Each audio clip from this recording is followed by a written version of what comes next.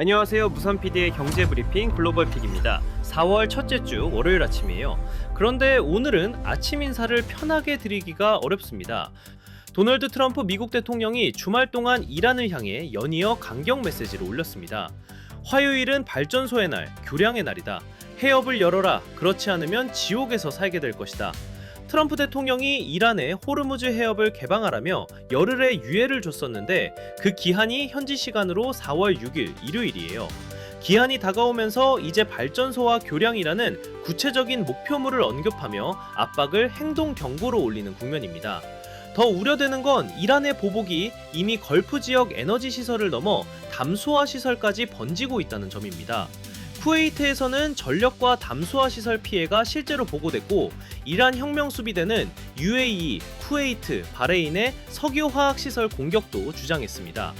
여기가 더 흔들리면 에너지 문제가 식수 문제로 번집니다. 이건 걸프 국가들의 생존과 직결되는 문제이기 때문에 사태가 더 걷잡을 수 없이 악화될 수 있습니다. 이런 배경 때문에 오늘 한국 증시는 위험회피 심리가 강해질 가능성이 큽니다. 오늘 글로벌 픽은 이 전쟁이 만들어내는 파급을 두 가지 각도에서 보겠습니다. 하나는 미국이 이 전쟁으로 오히려 더 강해지고 있다는 이야기, 또 하나는 이란이 원유만 수출하는 나라가 아니었다는 생각보다 많은 나라의 식탁을 흔드는 이야기입니다. 그리고 세 번째 픽은 일본 제조업의 미래를 바꿀 수 있는 구조적 변화입니다.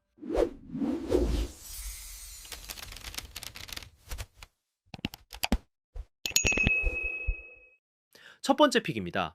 월스트리트 저널의 그렉 입 경제평론가가 쓴 칼럼인데요. 제목부터 도발적이에요. 이란 전쟁이 미국 경제를 더 지배적으로 만들고 있다. 핵심은 간단합니다. 유럽은 에너지 순수입 부담이 GDP의 1에서 2% 수준이고 일본과 한국 같은 아시아 수입국도 구조적으로 취약합니다. 반면 미국은 셰일 혁명 이후 에너지 수출국이 돼서 오히려 GDP의 0.2%가 보태져요. 같은 전쟁인데 피해를 보는 쪽과 이득을 보는 쪽이 갈리는 겁니다. 시티 이코노미스트들이 올해 성장률 전망을 수정했는데요. 유로존은 0.4%포인트 내렸고 미국은 고작 0.1%포인트만 내렸습니다. 격차가 4배예요. 칼럼에서 가장 인상적이었던 대목을 제가 읽어드릴게요. 과거 조지 부시 대통령은 1990년에 미국의 리더십을 대체할 수 없다. 걸프 지역에서 지속적인 역할을 하겠다고 했어요. 그런데 트럼프는 이번에 이렇게 말했습니다. 미국은 호르무즈 해협을 통해 석유를 거의 수입하지 않는다. 앞으로도 안 할 것이다. 필요한 나라들이 알아서 해라. 지금 미국의 LNG 수출 규모가 옥수수와 대두 수출을 합친 것보다 크고 영화, TV 콘텐츠 수출의 2배입니다. 에너지가 미국의 새로운 무기가 된 거예요. 이 유의 LNG 수입 중 57%가 미국산이에요. 러시아 가스 의존에서 벗어났더니 미국 의존으로 바뀐 셈이죠. 한국은 남의 일이 아닙니다. 원유의 약 70%, LNG의 약 20%를 중동에서 들여오고 있어요. 지금 정부가 GCC 대사들까지 불러 원유, LNG, 나프타, 요소 공급 안정과 한국 선박 안전을 요청하고 있고 정유사들도 미국산 대체 물량을 찾고 있습니다. 사실 이전부터 트럼프는 관세 협상을 하면서 일본과 한국에 알래스카 천연가스를 개발해서 수입하라고 압박한 적이 있거든요. 에너지를 외교 도구로 쓰는 건 트럼프에게는 이미 익숙한 카드입니다. 픽1의 핵심은 이겁니다. 같은 전쟁이 어떤 나라는 약하게 만들고 어떤 나라는 더 강하게 만든다. 두 번째 픽입니다. 니케이 아시아 보도인데요. 이란 전쟁 뉴스에서 잘 안 다뤄지는 곳이 있습니다. 많은 분들이 이란 하면 원유 수출국만 떠올리시는데 이란은 주변국의 농산물을 대량 공급하는 나라이기도 합니다. 견과류, 대추야자, 건과일, 채소, 유제품 이런 것들이 이란의 수출품이에요. 이란의 농산물에 크게 의존하는 곳이 바로 중앙아시아입니다. 한국에서는 익숙하지 않은 지역이죠. 이란 바로 북쪽 러시아와 중국 사이에 끼인 내륙 나라들이에요. 타지키스탄, 키르기스스탄, 투르크메니스탄, 바다가 없어서 외부 물자에 크게 의존하는 나라들입니다. 이 나라들은 서방 제재를 받던 이란 입장에서도 몇 안 되는 안정적인 수출 시장이었어요. 서로 의존하는 관계였던 거죠. 그런데 이란은 전쟁이 시작되고 3일 만에 식품 수출을 전면 금지했어요. 이 식품들이 한꺼번에 끊긴 겁니다. 타지키스탄의 수도 두샨베 시장에서 피스타치오를 파는 상인이 이렇게 말했어요. 킬로당 100소몬이었는데 지금은 115소몬입니다. 앞으로 어떻게 될지 모르겠어요. 우리 돈으로 약 1만 6천 원이었던 게 1만 8천 원이 넘은 거예요. 15% 오른 거죠. 타지키스탄은 가계 지출의 절반 이상이 식료품이라 약간의 가격 인상도 생활을 직접 흔듭니다.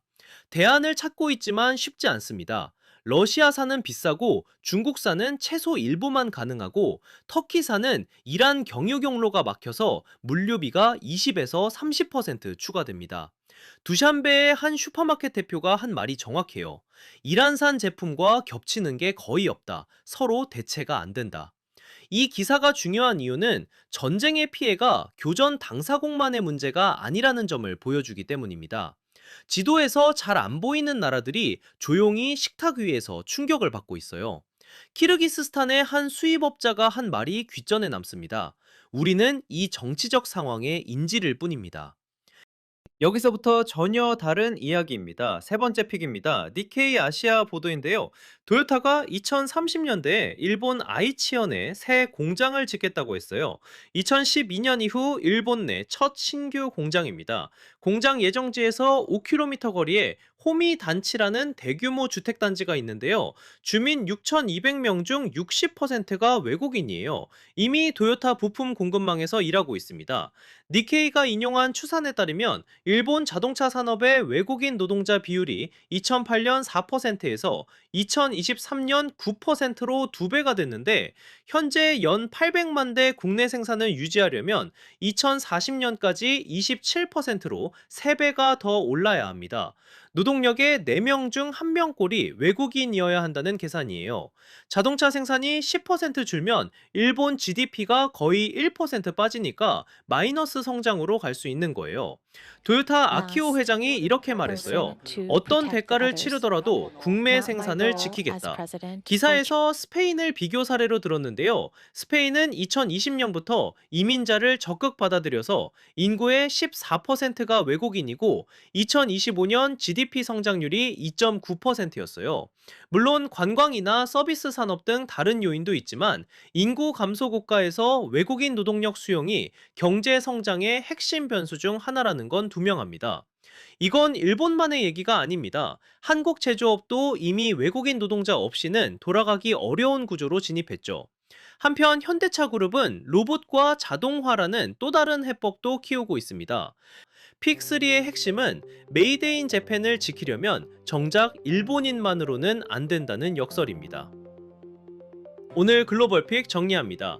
이란 전쟁이 미국의 에너지 패권을 강화하고 있다는 WSJ 분석, 이란의 식품 수출 금지가 중앙아시아 식탁을 흔들고 있다는 니케이 보도, 그리고 토요타의 메이드 인 재팬이 외국인 노동자 없이는 불가능해지고 있다는 이야기까지 다뤘습니다.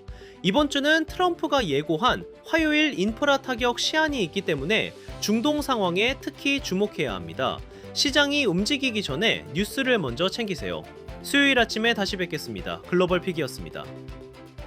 본 영상은 해외 언론 기사를 큐레이션하고 개인적 해석을 더한 콘텐츠이며 투자 자문에 해당하지 않습니다.